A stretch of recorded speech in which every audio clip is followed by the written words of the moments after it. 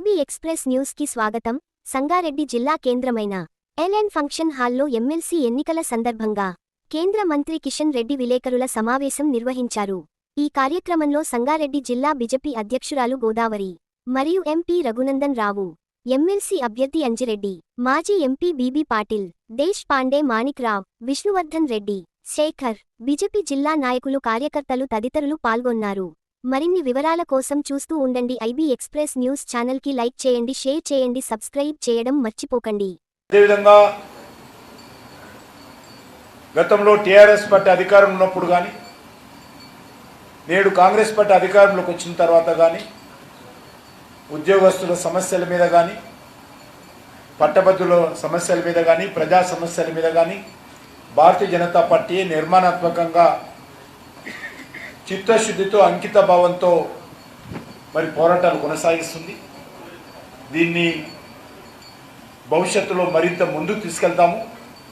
కాబట్టి మేము చేస్తున్నటువంటి పోరాటానికి మద్దతిచ్చి ఆశీస్సులు అందజేసి ఈ 3 ఎమ్మెల్సీ స్థానాలను కూడా మరి బీజేపీ అభ్యర్థులను గెలిపించాల్సిందిగా నేను తెలంగాణ ప్రజలను, ముఖ్యంగా ఉపాధ్యాయులను, పట్టభద్రులను కోరుతా ఉన్నాను. గత 11 సంవత్సరాలుగా నరేంద్ర మోడీ గారు ప్రభుత్వం అధికారంలోకి వచ్చిన తర్వాత తెలంగాణ రాష్ట్ర అభివృద్ధికి సుమారు 10 లక్షల కోట్ల రూపాయలు కేంద్ర ప్రభుత్వము అనేక కార్యక్రమాల కింద ఖర్చు చేయడం జరిగింది.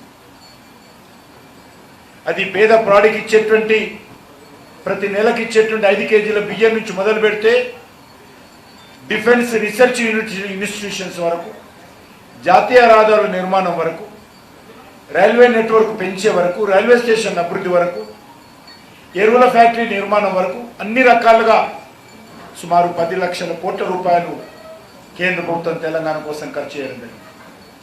అంతేకాకుండా తెలంగాణ ప్రభుత్వానికి కేంద్ర ప్రభుత్వ ఆధ్వర్యంలోని అనేక బ్యాంకులు కావచ్చు, ఫైనాన్షియల్ ఇన్స్టిట్యూషన్స్ కావచ్చు, సుమారు 10 లక్షల కోట్ల రుణ సౌకర్యం కూడా తెలంగాణకి ఇవ్వడం జరిగింది.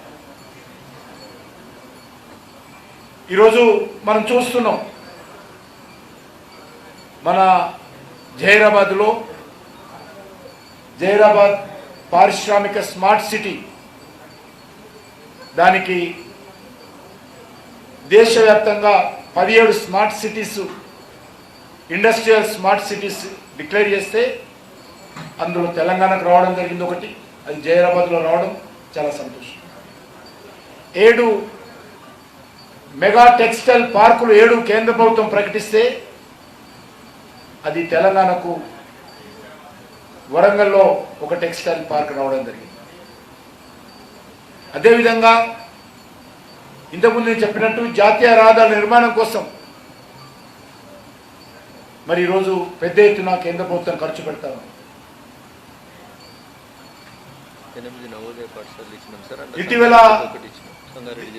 ఇటీవల దేశవ్యాప్తంగా 17 నవోదయ విద్యా సంస్థలు వస్తే అత్యధికమైనటువంటి నవోదయ విద్యా సంస్థలు ఈరోజు 8 వచ్చాయి తెలంగాణకు. అందులో ఒకటి సంగారెడ్డి కూడా మరి ప్రారంభించిన విషయాన్ని, మెదక్ పార్లమెంట్లో వచ్చిన విషయాన్ని మనం చేస్తున్నాం. అంతేకాకుండా సుమారు 84,492 కోట్ల రూపాయలు ఖర్చు పెట్టి రైల్వేల అభివృద్ధి కార్యక్రమాలు కొనసాగిస్తున్నాం. అవి ఎలక్ట్రిఫికేషన్ చేయడం కానీ, సింగిల్ లైన్ ఉంటే డబ్లింగ్ చేయడం కానీ, డబ్లింగ్ ఉంటే ట్రిప్లింగ్ చేయడం కానీ, రైల్వే స్టేషన్లు ఆధునీకరించడం కానీ, 5 వందే భారత్ ట్రైన్లు ప్రారంభించడం కానీ, ఒక సికింద్రాబాద్ రైల్వే స్టేషన్ అయితే ఎయిర్పోర్ట్ లాగా శంషాబాద్ ఎయిర్పోర్ట్ ఏ రకంగా ఉంటుందో మన సికింద్రాబాద్ రైల్వే స్టేషన్ కూడా ఆ రకంగా మారబోతుంది. ఇప్పటికే చర్లపల్లి రైల్వే స్టేషన్ ఆ రకంగా అభివృద్ధి చేశాం. అంతేకాకుండా ఈరోజు రైల్వే మ్యానుఫ్యాక్చరింగ్ యూనిట్లో కోచ్లు, రైల్వే ఇంజన్లు కూడా తయారు చేసే విధంగా, వ్యాగన్లు తయారు చేసే విధంగా ప్రధానమంత్రి గారు భూమి పూజ చేశారు. అది వచ్చే సంవత్సరం ఈ యొక్క కోచ్ల మ్యానుఫ్యాక్చరింగ్ యూనిట్ కూడా ఉత్పత్తి ప్రారంభమవుతుందని ఈ సందర్భంగా మనం చేస్తున్నాం. నేను ఇంతకుముందు చెప్పినట్టు నాంపల్లి రైల్వే స్టేషను 327 కోట్ల రూపాయలు, సికింద్రాబాద్ రైల్వే స్టేషను మనం అందరం ఉపయోగించుకుంటాము, సుమారు 720 కోట్ల రూపాయలు. అదేవిధంగా లింగంపల్లి రైల్వే స్టేషన్ మనకు చాలా దగ్గర అవుతుంది, అది 310 కోట్ల రూపాయలతోటి లింగంపల్లి రైల్వే స్టేషన్ కూడా ఆధునీకరిస్తున్నామని సందర్భంగా మనం చేస్తున్నాం.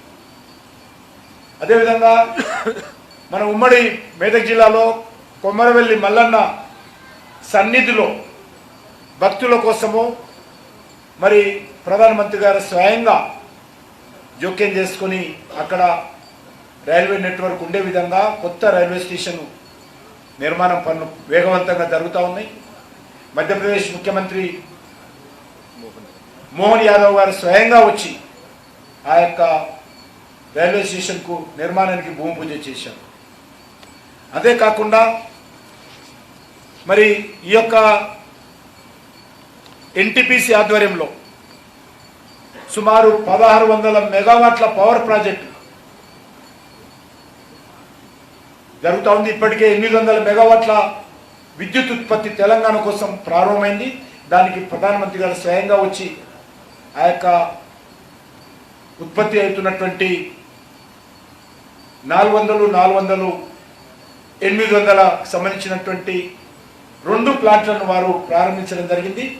మరొక 800 మెగావాట్లతో కూడినటువంటి 2 ప్లాంట్లను 400 త్వరలోనే ప్రధానమంత్రి గారు ప్రారంభిస్తారు.